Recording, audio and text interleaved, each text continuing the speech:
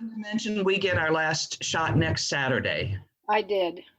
so we will not be on the call Okay. because we get it at 10 in Everett.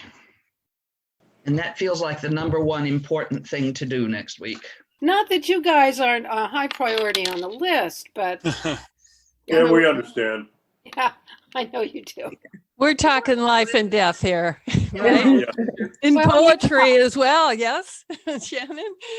Well, I'm thinking I'm going to send you all a poem, and I was going to send it in the middle of this week, but if we don't meet next week, you'll have more time to contemplate my genius. I heard the phrase being in the genius zone or finding your zone of genius. So I'm sure yours is there. You're there, Ron. So we'll treat it as such. I gave the commencement speech at Bellevue my last year there, and the topic was genius. Really? And what I mainly talked about was the Latin origin of the term, which we still maintain, that the genius is not necessarily intellectual superiority, but the essential character of a thing is its genius. And I thought it was one of the better things that I did. So I was happy with it. Do you still have a copy of that, Ron?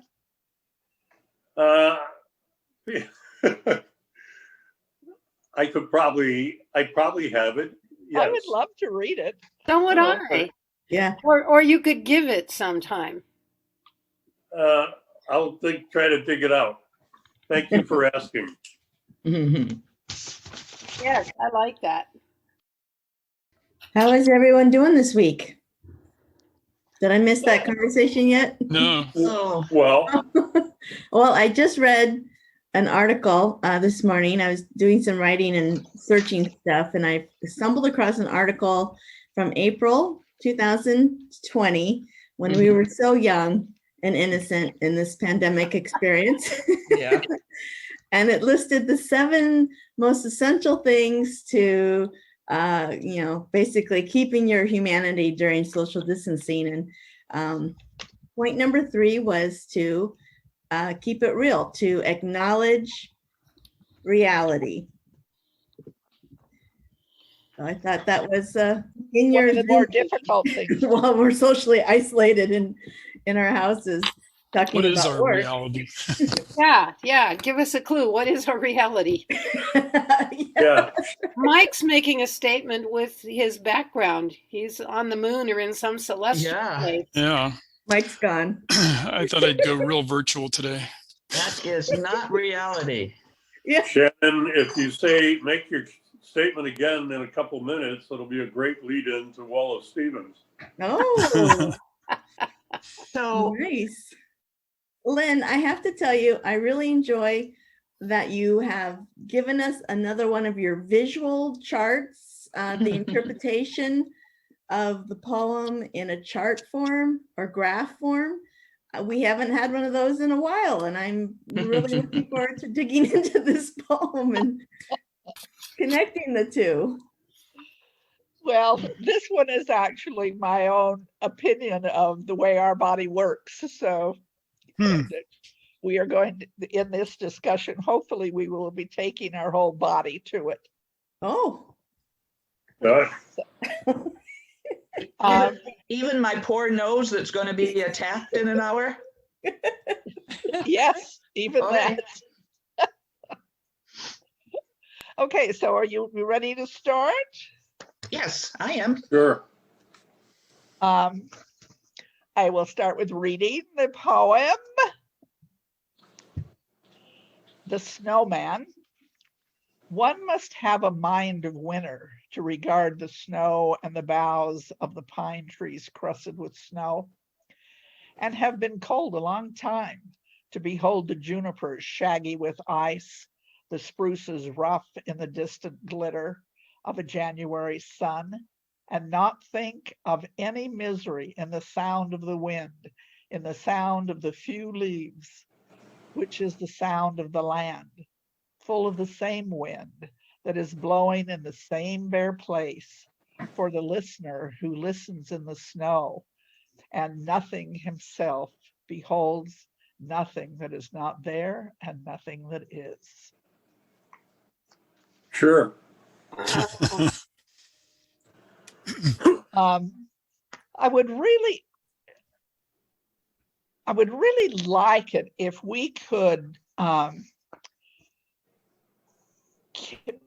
make this discussion less about solving what the hell Wallace is talking about in this poem, and try to stick with how the poem is making us feel. My own tendency is to try to figure out what a poem means. Yeah. What are they talking about? And with this poem, that felt wrong to do that. I was wanting to try not to solve the problem of this poem and to stick with the way it was making me feel. Lynn, I'm inclined always to grant people's requests, but I think it's going to be a challenge to talk about how the poem makes us feel without getting into theme and what, the thematic intentions. I'm fine with trying, but I think it's going to be a tough line to walk. Well, to me, the difference is where your mind is, what it is you're trying to figure. Am I watching my mind, or am I trying to solve a problem?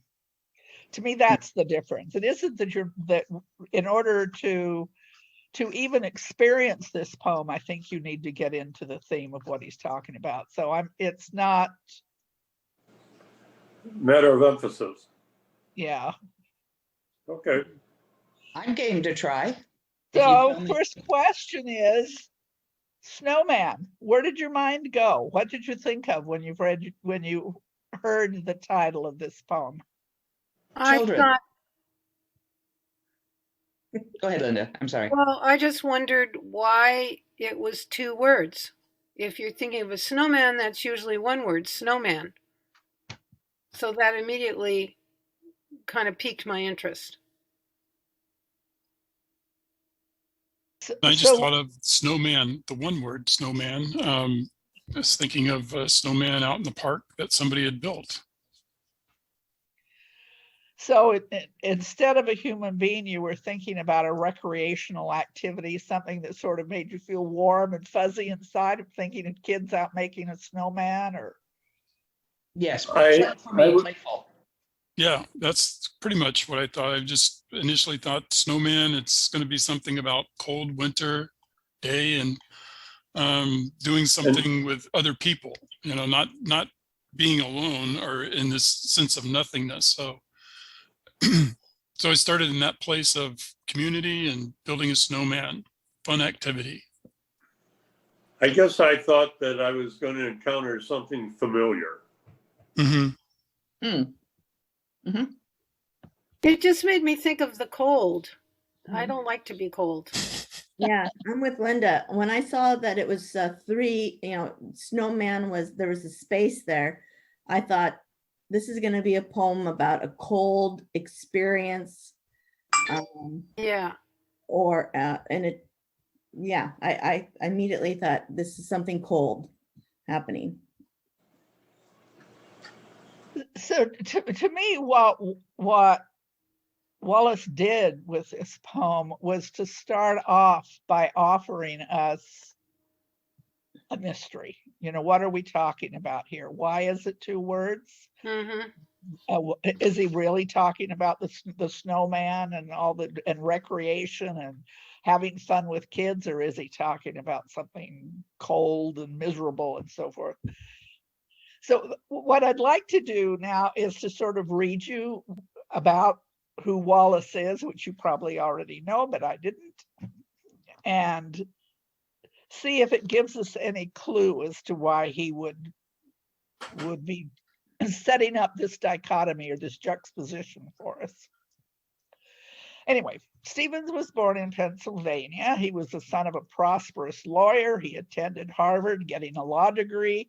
He was offered a faculty position at Harvard, which he declined because he was making a lot of money as a vice president working for Hartford Insurance Company. He won the Pulitzer Prize for his collection of poems in 1955. He died of stomach cancer in 1955 also. And I sent you the little, what I thought was interesting of his contentious relationship with other writers, other very successful writers, when he wasn't so successful at that time. He apparently had a very strained relationship with his father, and to the point that his father did not attend his wedding and they never spoke again the rest of his life. So may have some kind of an insight into his personality. Stevens believed that poetry had the ability to excite and inspire, that the imagination was an overlooked tool with the innate capability of distinguishing a mundane from an exciting and fulfilling life, that the only limit on a person's life was a weak imagination. The world the world about us would be desolate except for the world within us. He was strongly influenced by a Spanish philosopher and poet named Jorge Santayana, who was a Spinozan. Simon Critchley wrote a book in 2016 about the things merely are, philosophy of the poetry of Wallace Stevens. Stevens' late poems stubbornly show how the mind cannot seize hold of the ultimate nature of reality that it faces. Reality retreats before the imagination that shapes it and orders it.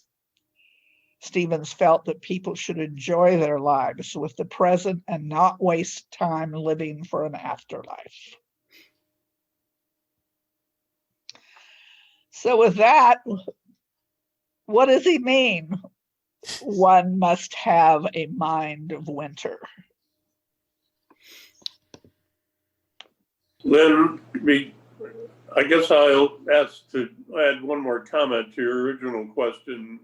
What was your reaction? Over the years, I've declined to teach Stevens' poems because there's so much deliberate, I think, ambiguity in them. And I did not want students to say to me, why'd you do that to us? And, you know, it wasn't total exclusion, but I was not inclined, usually with a class, to add a Stevens poem into the class. And so, to be perfectly honest, or at least as honest as I'm capable, when I read the title, I have not encountered this poem before. I should have, but I haven't. I thought, wow, he's going to talk about, that's why I thought he's going to talk about something familiar. Mm-hmm. So I had a lot of hope that I was actually going to come to grips with this poem early on.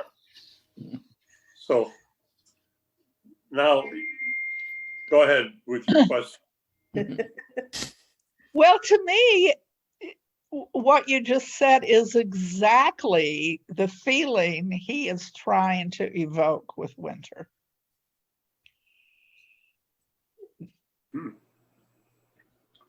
What is the difference between winter and... Say more about that. Well, what do you see as the difference between winter and summer? What is the difference between a warm mind and a cold mind?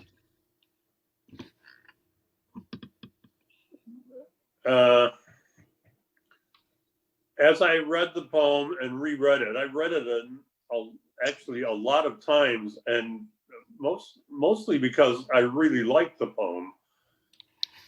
And that's what I had to keep coming back to is a mind of winter something, an achievement? Is it something one evolves to? And is it a negative quality or is it a more neutral quality? And I had no idea when I started. I have a better idea now that it's not, the first line is not judgmental. And it's not a negative quality. Well, the first two stanzas, and the first line says, one must have a mind of winter. Second stanza, and have been cold a long time, first line. So he gives it some context of why I think that you have to have this mind of winter and how you acquire it to be able to appreciate some of the things that to regard and behold, frost and boughs, junipers shagged with ice, spruces rough with a distant glitter.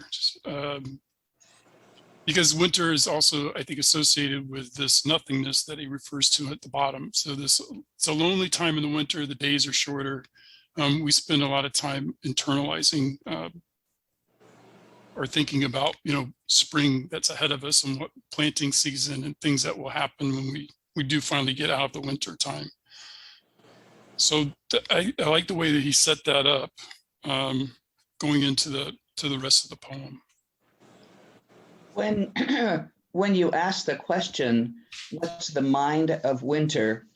I haven't thought yet if I think it fits here, but probably because of the season, and as we sit here between Palm Sunday and Easter, that winter is traditionally death, followed by resurrection, followed by spring, and so with that in mind, we know very little about winter because that's the time between life and rebirth. Now, I don't know if this fits at all until I read that last line, and nothing himself beholds, nothing that is not there, and then nothing that is. I'm actually struggling with two things in relationship to your questions, Lynn. There's two things in my two houses, so to speak. There's my ability as the reader to try to guess what the symbolism is of that Wallace has set up, and then there's another side that says I should embrace my own interpretation of the poem, which is what happens to any art that's freely shared. Is there'll always be a conversation between the viewer and listener of that art piece.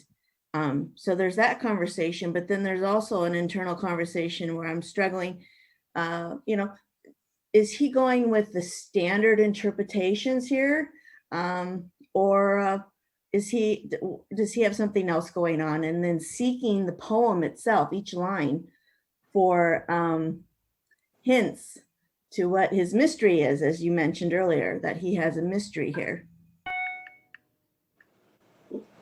Lynn, this may delve more, or at least border on getting into the meaning of the poem. And forgive me for that, but one of the things I realized after many readings is the poem forces us to suspend interpretation as we read along to the end. And then Which interpretation. is what winter does, right? Pardon? Which is what winter does, suspends things, Well, they're dormant. That may be why the winter setting is and images are important. But after a couple of readings, I realized that the first stanza is a unit of thought, as is the second. So there's a statement there about quality of mind. One must have a mind of winter to regard the frost and the boughs of the pine trees crusted with snow. That is, to simply be aware of them. You have to have a mind of winter, maybe a seasoned mind. And I think it goes well beyond that once we get into the rest of the poem. What emphasis is on one must have a mind of winter to regard the frost and the boughs. Yeah. That is a prerequisite, or what? How is it? I think One- that's the statement. Yeah. I'm seeing from this one must be aware of it in the mind and then have the experience in the body in the second stanza. Have experienced it a long time. Mhm. So mind body to see the junipers Yeah. with ice and also glitter. So glitter is a different vision than just the heaviness of the ice dragging the spruces down. Mm. If It's you look the word- in the second line, to regard, regard seems like a different word than I would have chose. I would have said notice or something like that. So why do you think this poem is using the word regard? What does that mean to you? I just think there's a certain formal language that is a certain distant language that begins with the word one and continues with mind and winter, and regard is that kind of cold, detached. It's more than notice, and I think he's doing that on purpose. Linda, do you mean the use of one instead of you or we? Yeah. The Or I. formality of one. One must. Yeah, or I. One must, it sounds professorial. I think the word go ahead, Linda. No, just I feel like he's teaching us. He's wanting us to learn something from him. Does it I mean think the high word regard, regard low has regard? layers of meaning. Is there a thermometer there or any kind of a barometer of levels? It's interesting. It's also guard. What do? We guard something, we guard against something, and we regard. So it's a very interesting word. Thanks for asking us to think about that. I noticed it. Go ahead. Go ahead, Mike. Well, I said I noticed like to regard is a level of appreciation for the winter. So one must have a mind of winter to be able to regard these things about winter, to be able to behold. Because I like the parallel there with the regard and the behold. But it's a level of appreciation that if somebody didn't have that mind of winter, they would go outside and say, it's cold, I'm going to go back inside. It's not pretty. It's not, I don't notice these details. So I think that's where he's saying that we really want to step back and think about our surroundings and what we're, how that impacts us. He uses the word beholds again in the very last line. Yeah. An interesting choice. I think How both about those pine words trees? have. Why isn't it a cedar tree or something? What does pine, what kind of a feeling does pine raise in us? Ron's been trying to say something, so Ron. Both the word regard and behold have layers of meaning. They each have the very neutral meaning of simply seeing something, looking at it. And then both of them have an additional layer that has to do with noting it and remarking the significance. And then both have another layer that have to do with what Mike's word was appreciating, seeing the value of, holding it in regard and beholding it. Is there affection in this first behold in line 5? I think Yes. Yeah. Appreciation, certainly. I think he sees it, to use that word glitter. I think he's seeing it. He's acknowledging the beauty. There is some beauty there, even though they are covering something that is already beautiful. I'm wondering, I like the word shagged. Juniper shagged with ice. Is shagged often used with ice? Is that a No, I don't usual think. term? That sounded really kind of poetic to me and I liked it, but I didn't know if it was a common term. We have here the word crusted as opposed to covered with snow. Mhm. Cold, shagged, rough. Is this a Hallmark card poem? No, No. no, don't even say that. Those aren't poems. Hallmark cards. No, they're very carefully selected images, and it's a rough terrain. Yeah. Lynn, I'm wondering how much I understand that Stevens was a social recluse.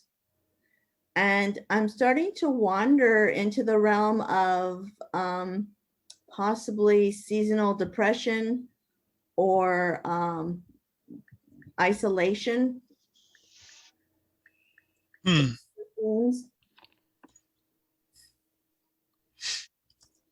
I would rather not diagnose the writer and spend our time looking at how it makes us feel, because I think that's safer territory and more gracious upon the work that we have before us. And when I look at this, I'm thinking also of a poem that was written and shared at Barry Lopez's death that talks about the wind. So if there's time, I would like to read that poem just as another way of listening to the wind.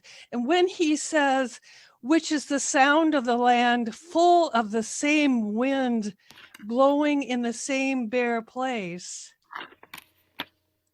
behold, nothing that is not there and the nothing that is. I think he's talking about life and death, snow and glitter and sun and experiences we can all have emotionally when we go through emotional depressions or sadness or grief or joy. But is what he's also describing what the feeling that Shannon just expressed she was having of isolation? I don't think so. I didn't hear you, Michael. I'm sorry. I don't think so. I mean, I think he's examining kind of a larger question of like, what are we doing here on this planet? So for me, it's like that last line that Betty just went over, or the last stanza, listens who listens, and this, I messed up the first word. For he who listens in the snow and nothing himself beholds nothing that is not there and the nothing that is. Because he's talking about himself. Nothing himself beholds nothing that is not there and the nothing that is. And so is he referring back to himself, calling himself nothing in that sentence? I think in some ways, if he is, it's very clever. I want to get back to Shannon's feeling of isolation. Yeah. Because we're talking about one must have a mind. One human being is having this experience. Is that what you're feeling, Shannon? No, that I'm not feeling that. I'm trying to figure out the mystery of this poem. And I would Can I say something? Yeah. If the thought entered your head, you probably felt the feeling first. Does that not ring true? Well, this goes back to the original concept of someone who has a frosty personality or who is cold. And then I know that Stevens he was a social recluse. I don't know if he suffered from depression. And I think it's great for Betty to mention to us, let's not go there. But he was a social recluse, and perhaps he was a very happy introvert. So we don't have to say he was depressed at all. But I think one thing, as I continue to examine this poem, I will say it is very encouraging about the wind, because the wind is blowing, he says, It is the sound of the land. That this wind is everywhere. It blows in the mountains. It blows in the plains. He's suggesting it's blowing all over the earth, meaning for me right now, my train of thought is he's saying the wind, which would be communication, which would be the spirit amongst humans in general, could maybe even be inspiration, that is blowing to all people everywhere. And that's what keeps us united, perhaps.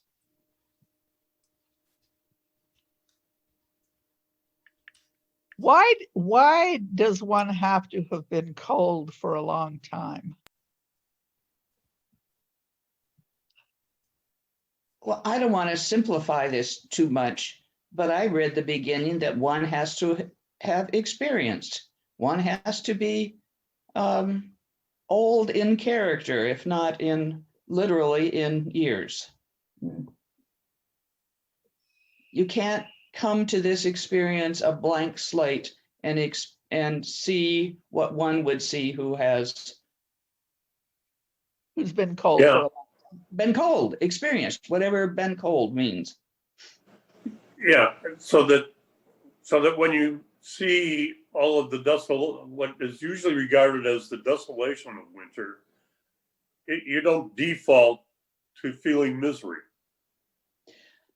And yeah. it's the mind's ability to grapple, the seasoned mind to accept.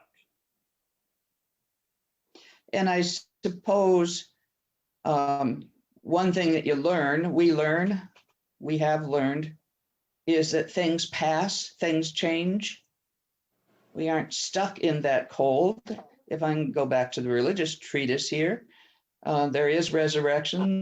The buds will bud and the blooms will bloom. And The earliest poem in English, or one of the very earliest, is Deor's Lament, which says, "This too shall pass."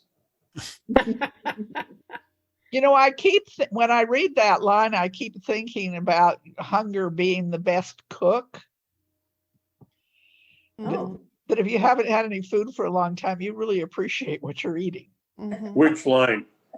that's how I can improve. One has to be cold for a long I'm time. hungry. Yeah. Yeah. How do the O sounds in this poem work for the assonance of O? Cold, long, behold,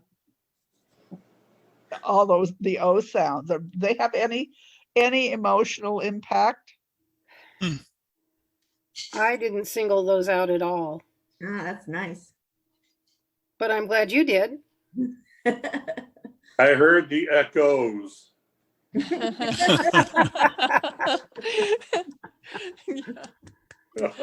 Bravo, bravo.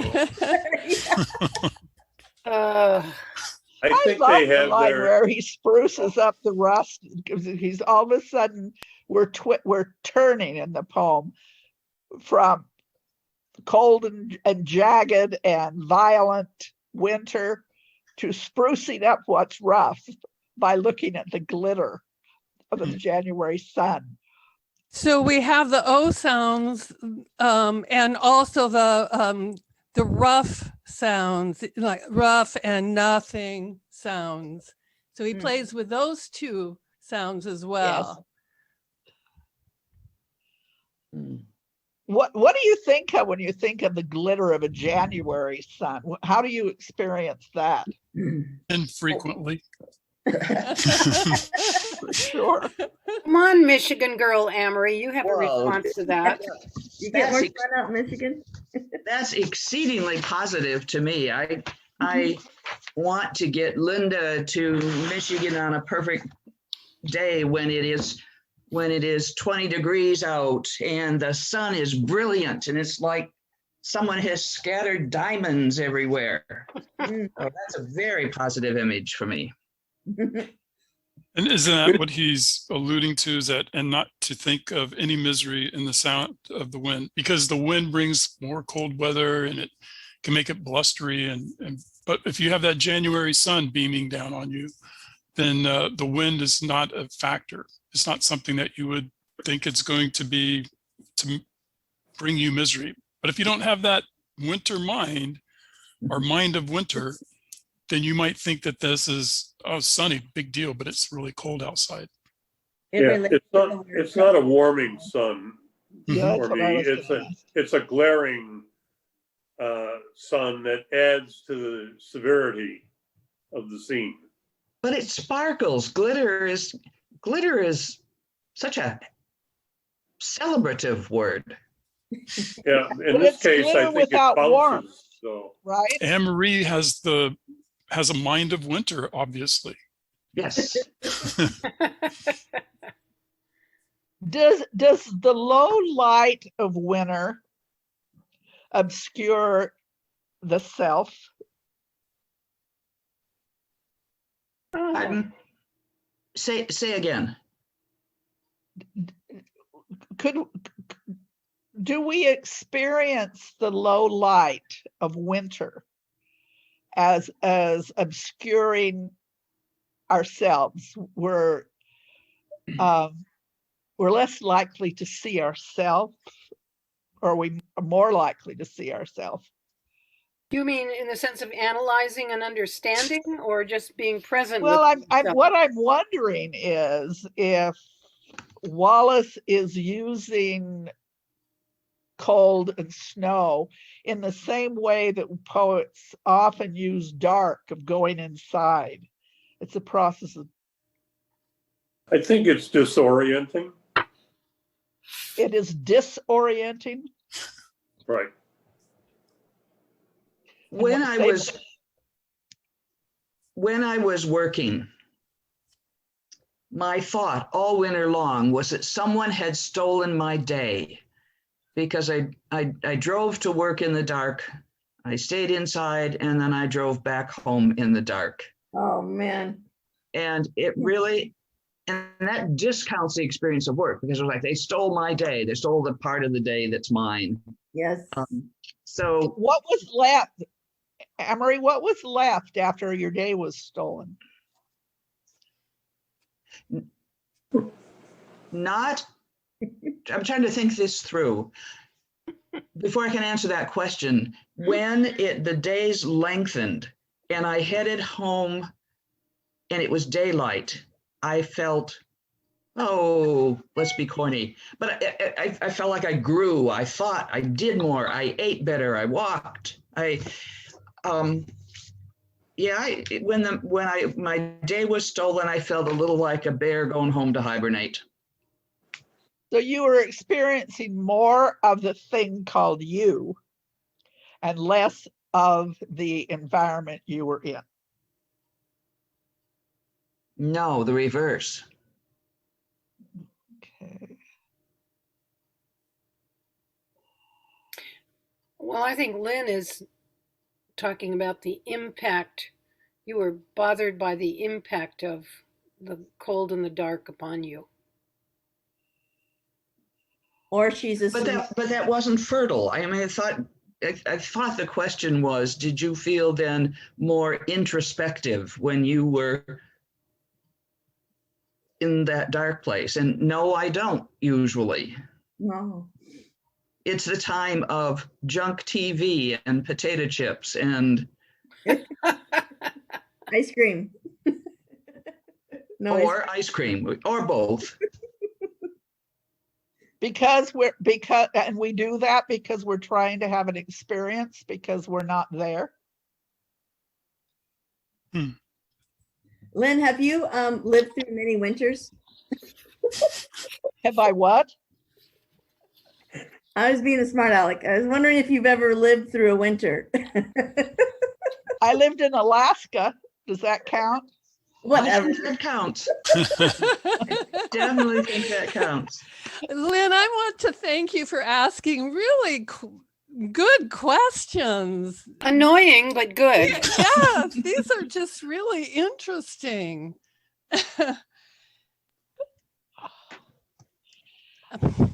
And Okay, ones so I can't answer quickly. It's like, I don't know. I've never thought that way. So that's good. I like being poked that way. Oh, I'm a hibernating bear being poked.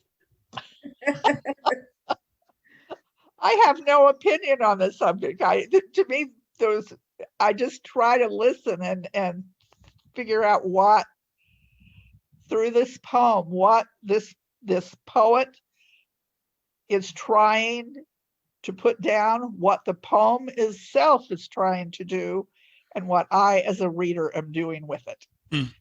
And so, to me, these things just come up. You know, if I'm watching my own mind and what situation. I think there's attributes in every season, including seasons of life.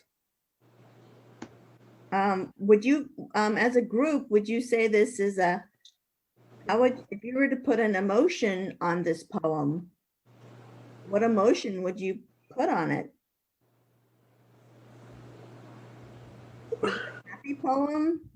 Is it melancholy? Is it reflective or?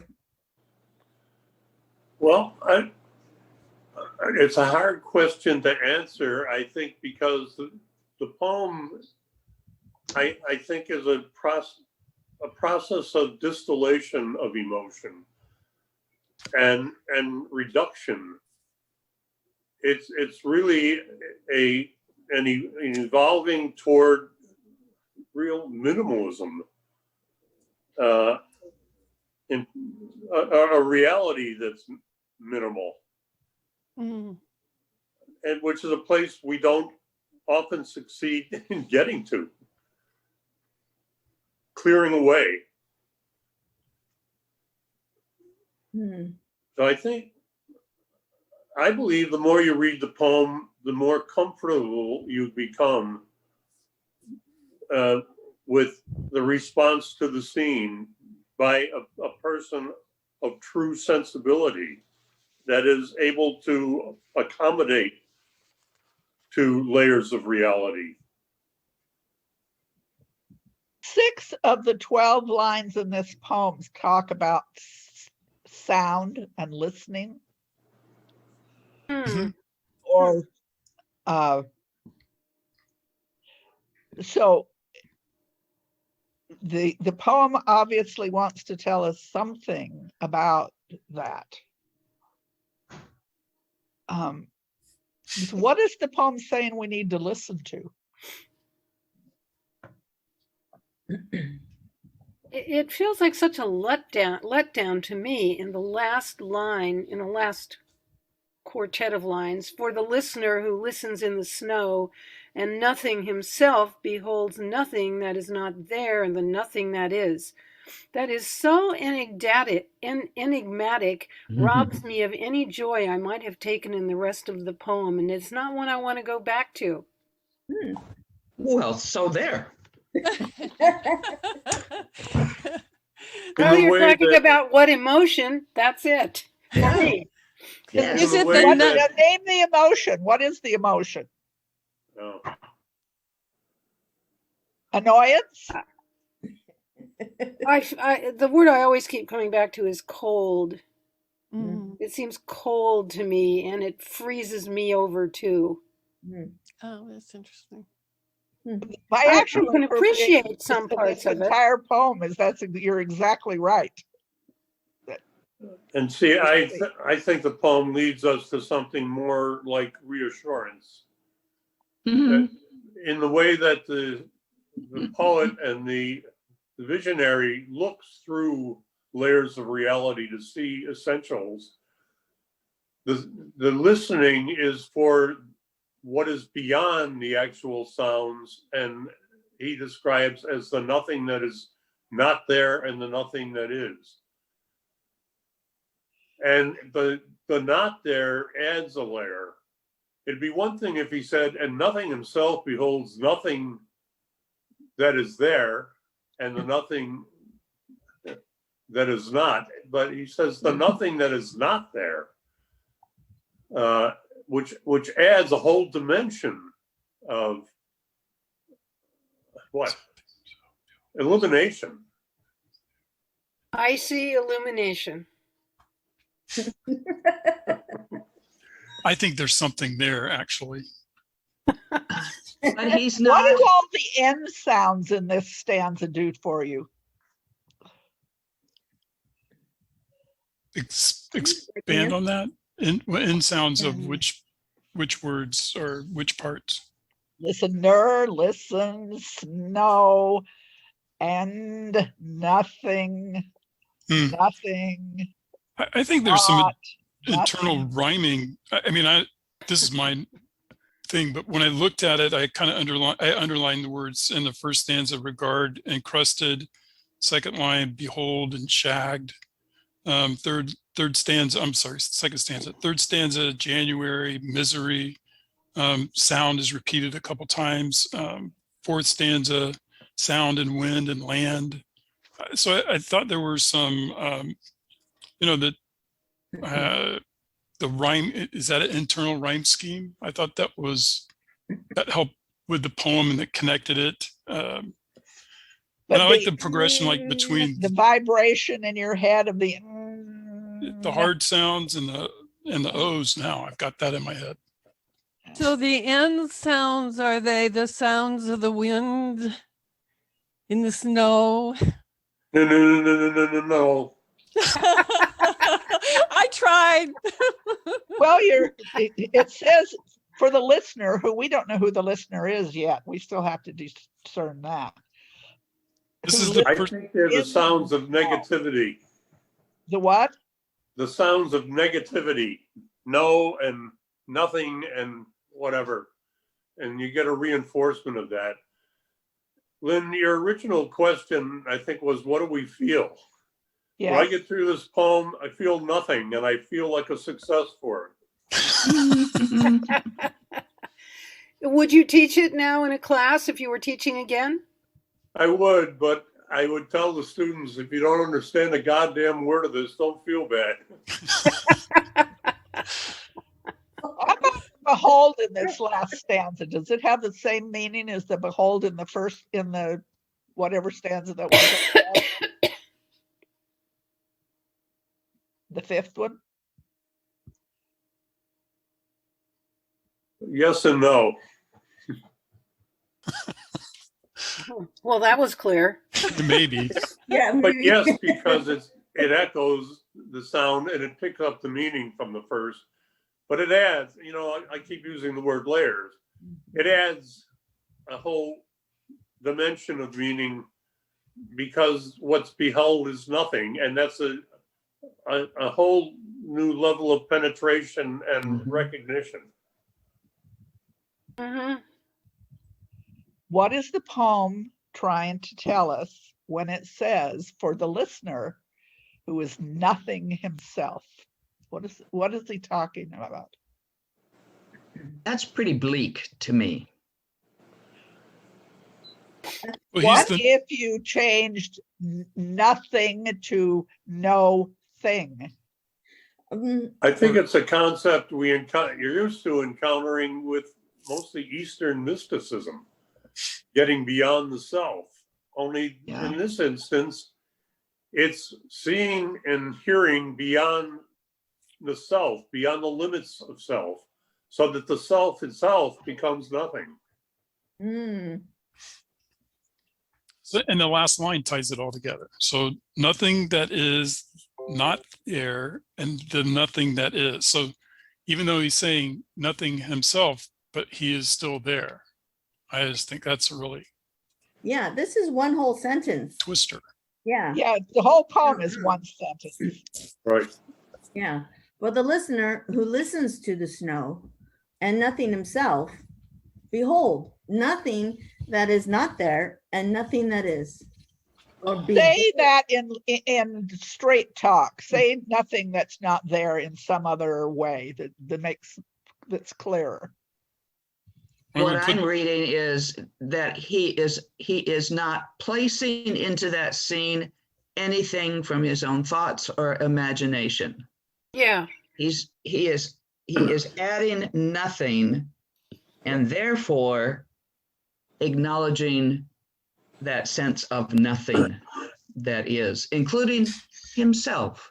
And I do think, although I've always struggled with the concept, that I agree with Ron. It sounds very Eastern, doing away with See, self, I'm getting an image now of a person which makes you both. standing in the snow with their eyes closed and just listening. I would like to take a crack at paraphrasing the last two lines. Go. And eliminating all sense of self beholds the nothing which he witnesses and the universal nothing of which it is representative.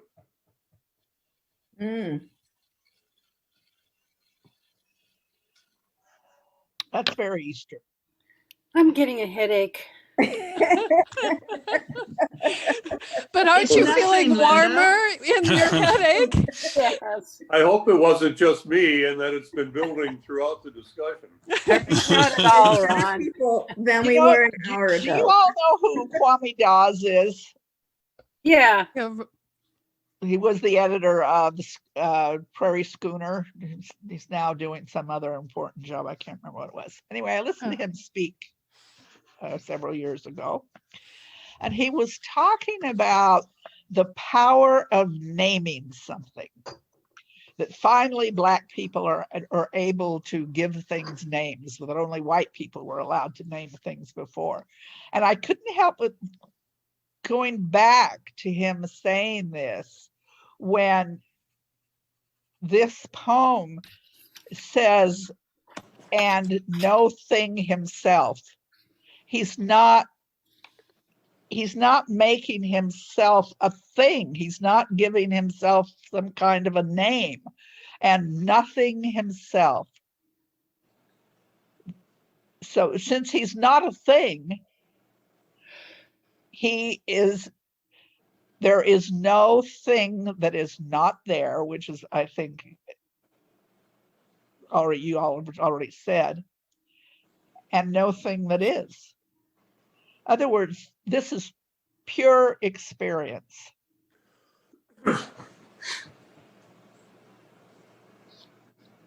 Make any sense? Yeah. yes, it does.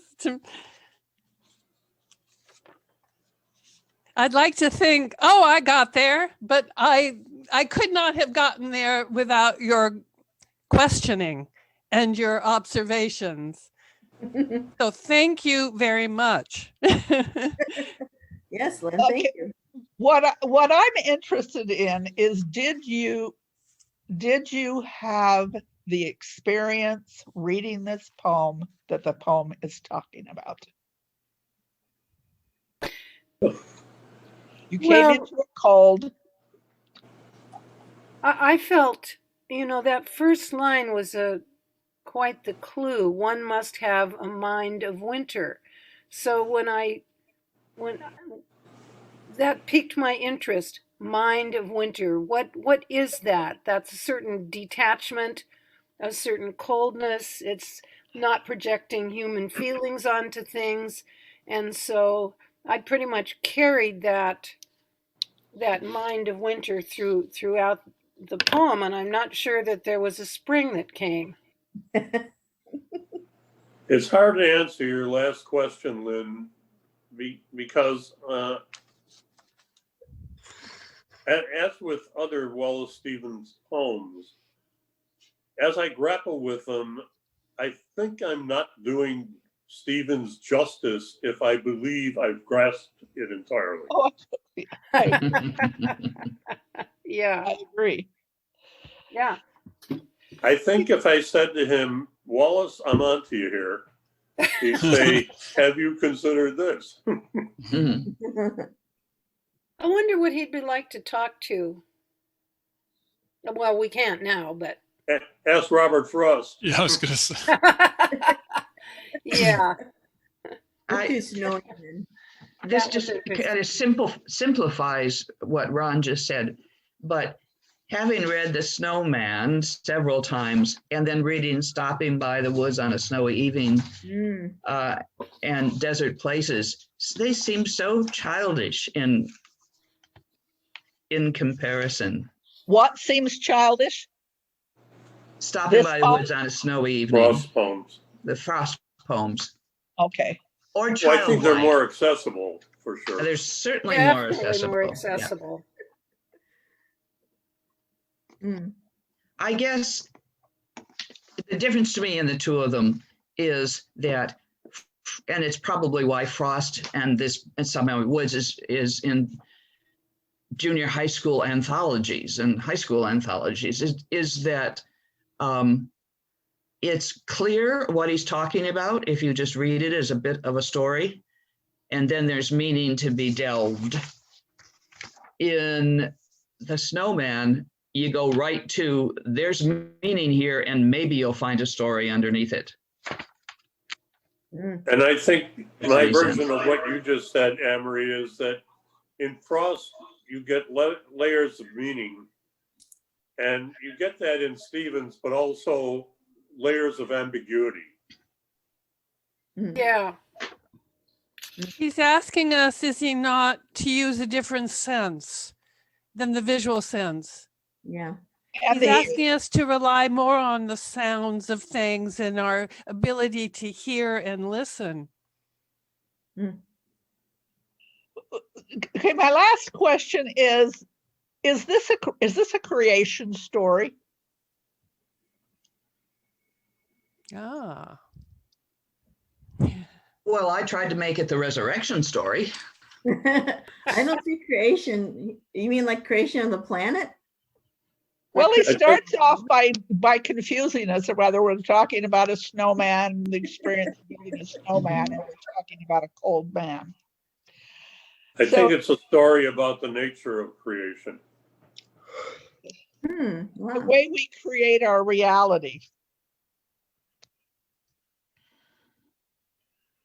Is that Why what- did he call it the snowman? Why didn't he just call it snowman? I think he's the snowman. And I think he's You mean also God? the He's a listener. God?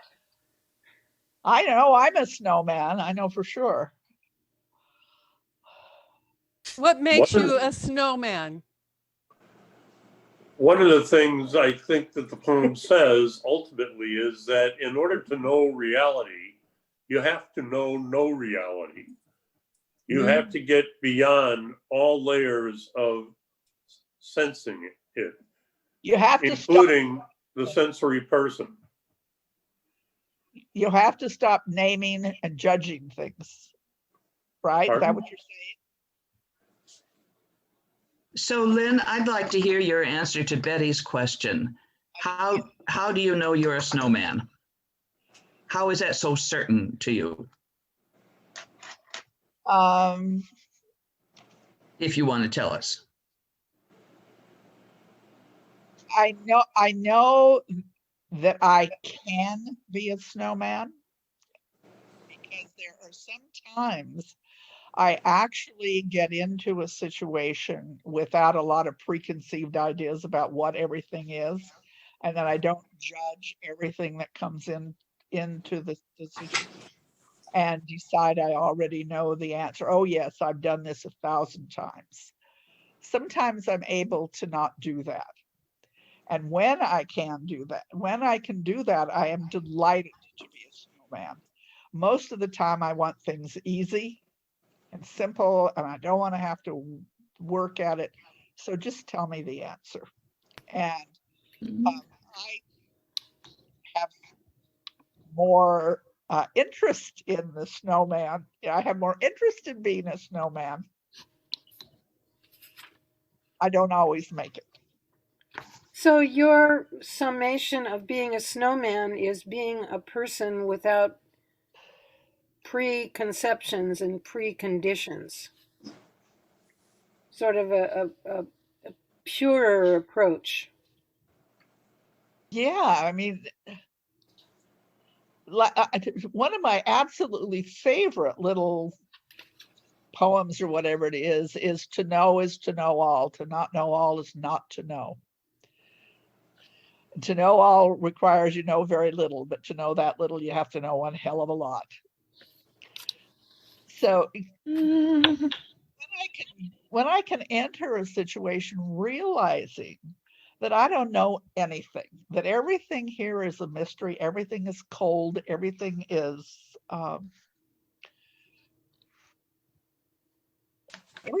crusted, shagged, and not judge it. I love it when that happens. So We probably need to take a break so we can go turn up the heat. Yeah. I agree. Yeah, Shannon already left to go claim her laundry. Why don't we take a break? Okay. Is that okay with you, Leader Lynn? Yes, please. See you in 10.